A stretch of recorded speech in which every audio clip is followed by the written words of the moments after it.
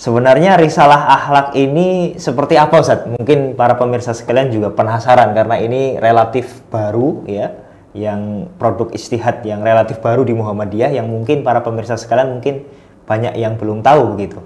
Mungkin sedikit gambaran tentang risalah akhlak itu seperti apa, Ustaz? Jadi risalah akhlak yang kita diskusikan sekarang ini risalah akhlak yang pertama.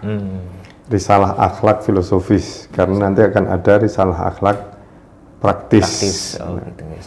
Yang sebagai risalah, jadi judulnya risalah itu yang merupakan karya ilmiah. Tentang keilmiahnya gimana nanti para pemirsa bisa baca dan kemudian memberi komentar, memberi penilaian. Yang filosofis ya, karena itu memberi kerangka filsafat terhadap akhlak dalam Islam. Yang sebetulnya dalam agama Islam kan panglimanya itu akhlak, Mas.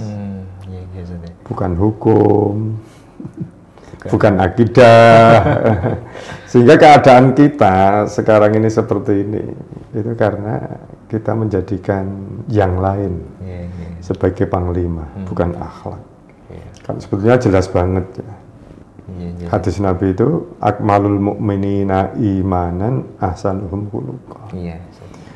Orang yang paling sempurna imannya itu adalah orang yang paling baik akhlaknya. Nah, di dalam risalah akhlak itu sebenarnya isinya apa, Ustaz, secara garis besar? Apakah akhlak-akhlak seperti atau peran dan tanggung jawab manusia sebagai manusia itu sendiri, sebagai anggota masyarakat atau sebagai hamba Allah atau bagaimana, Ustaz? Jadi untuk yang pertama ini, risalah akhlak filosofis memang belum membicarakan yang nilai-nilai perbuatan baik yang harus dilakukan, buruk yang harus dihindari, tapi mengantarkan itu. Ketika mengantarkan itu di antara yang dibicarakan memang peran dan tanggung jawab manusia. Yang ini ya, dalam keberagamaan kita, karena kita beragama mewarisi tradisi kalam, tradisi fikih, tradisi tasawuf, maka ajaran tentang manusia itu tidak berkembang di kita. Manusia itu siapa sih? Terus tujuan hidup manusia itu apa toh? Terus peran dan tanggung jawabnya itu apa? Kita kurang rujukannya itu. Dan buku ini berusaha untuk mengantarkan itu. Ya, manusia itu dalam buku itu ditegaskan. Manusia itu diciptakan oleh Allah dengan kedudukan sebagai hamba dan khalifah Allah. Khalifah dalam buku itu dijelaskan. Khalifah itu wakil Allah. Mewakili Allah untuk apa? Mewakili Allah untuk menyelenggarakan kehidupan di muka bumi ini. Yang dalam bahasanya Ibnu Mas'ud itu menjadi khalifah, ini dalam tafsir Ibnu Mas'ud, khalifah itu ya sudah dipahami sebagai wakil Allah. Wakil Allah untuk apa? Wakil Allah untuk fil hukmi baina khalqillah. Mewakili Allah untuk mengendalikan kehidupan di antara semua makhluk Allah dalam kehidupannya di muka bumi ini. Karena manusia di bumi ini kan memiliki kedudukan sentral. Sentralnya itu sebagai khalifah itu. Di rumah kita mau menanam apa, itu kan kita yang mengelola. Hutan kita itu sudah gundul. Maka kemudian kita yang mewakili Allah. Gimana supaya hutan yang sudah gundul, sudah rusak itu, kemudian bisa dipulihkan kembali. Yang dengan kedudukan sebagai hamba dan khalifah Allah itu, manusia memiliki peran-peran. Itu tadi yang pertama ya, Ustaz ya, peran dan tanggung jawab manusia sebagai hamba Allah, begitu Ustaz ya tadi ya? Atau sebagai pribadi, atau sebagai individu. Sebagai individu. Yang peran manusia sebagai pribadi, jadi kita itu Meskipun kita itu merupakan makhluk sosial, tapi kita kan punya kehidupan pribadi. Yang dalam menjalani kehidupan kita pribadi itu berarti kita menjalani diri kita itu sebagai pribadi.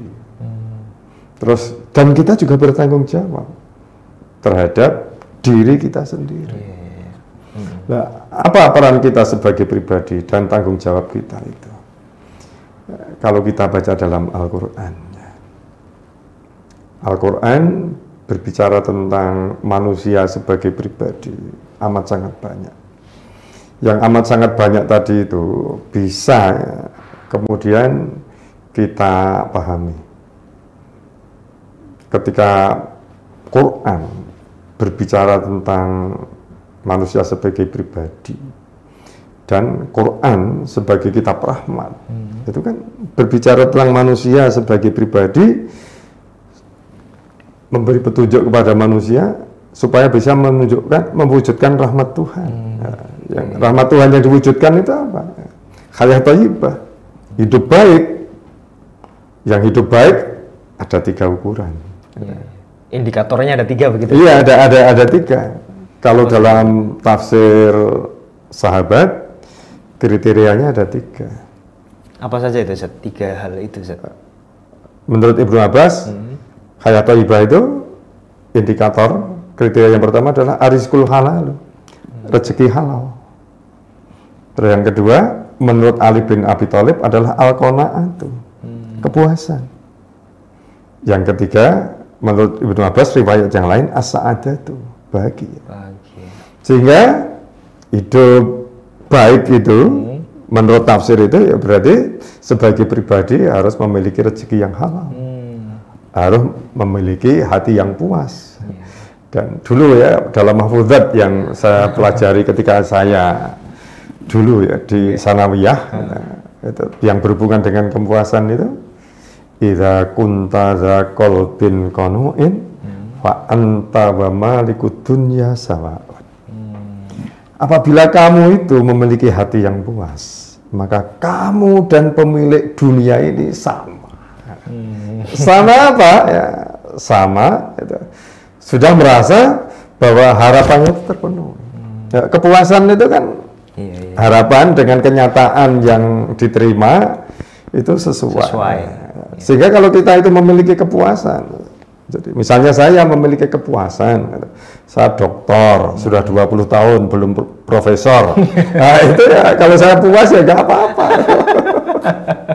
Ini kan kemarin kebetulan saya nonton di televisi.